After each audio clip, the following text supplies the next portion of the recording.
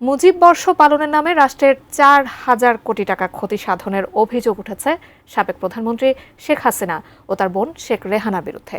বিষয়টি খতিয়ে দেখতে বিভিন্ন সরকারি বেসরকারি প্রতিষ্ঠানে চিঠি দিয়েছে দুর্নীতি দমন কমিশন দুদক।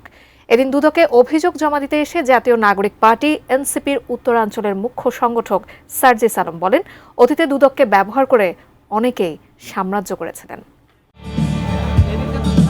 ছাত্র জনতার অভ্যুত্থানে ক্ষমতা হারানো আওয়ামী লীগ সরকার শেখ মুজিবুর রহমানের জন্ম শতবার্ষিকী পালনে বছরব্যাপী নানা আয়োজন করে। দুর্নীতি দমন কমিশনে অভিযোগ এসেছে, সেই সরকার রাষ্ট্রের কোটি কোটি টাকা খরচ করে মুজিব বর্ষের নামে দেশে বিদেশে নানা কর্মসূচি করেছিল। শুভ জন্মদিন। দুদকে দেয়া অভিযোগে বলা হয়েছে, প্রায় 4,000 কোটি টাকা ব্যয় করে মুজিব বর্ষ পালন ও শেখ মুজিবের 10,000-এর বেশি মুরাল এবং ভাস্কর্য নির্মাণ করে রাষ্ট্রের অর্থ অপচয় করা হয়েছিল। ক্ষমতাচ্যুত প্রধানমন্ত্রী শেখ হাসিনা, তার বোন শেখ রেহানা সহ সংশ্লিষ্ট অনেকেই সেখান থেকে অর্থ লুটপাট করেন বলেও অভিযোগে বলা হয়েছে।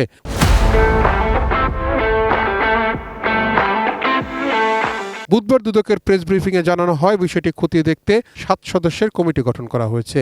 মুজিব বর্ষ পালন এবং শেখ মুজিবের 10,000-এর বেশি মুরাল ও ভাস্কর্য নির্মাণ করে অর্থ অপচয় ও ক্ষতি সাধনের অভিযোগ সংক্রান্ত একটি অভিযোগ অনুসন্ধান চলমান রয়েছে।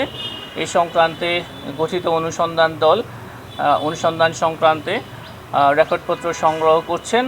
এদিন জাতীয় নাগরিক কমিটি এনসিপির 2 নেতা হাসনাত আবদুল্লাহ ও সাজিদ আলম দুদকে অভিযোগ জমা দিতে এসে বলেন, দুদককে ব্যবহার করে বিগত সরকারের সময় অনেককেই হয়রানি করা হয়েছিল। এই দুদককে ব্যবহার করেই কিন্তু অনেককে সাম্রাজ্য তৈরি করতে সহযোগিতা করা হয়েছে, একদম কালো টাকার। আবার অনেক ভালো মানুষকে এটার মধ্যে দিয়ে বছরের পর বছর ধরে ভোগান্তিতে রাখা হয়েছে, অস্বস্তিতে রাখা হয়েছে। তো সেই জায়গা থেকে আমরা চাই দুদকের মতো ফাংশন করুক। তাদের প্রত্যাশা, দুদক চেয়ারম্যানের নেতৃত্বে নতুন কমিশন জনমানুষের আকাঙ্ক্ষা পূরণ করবে। এগুলো উপস্থাপন করতে এসেছিলাম। তাহিদ সৌরভ, এটিএন নিউজ, ঢাকা।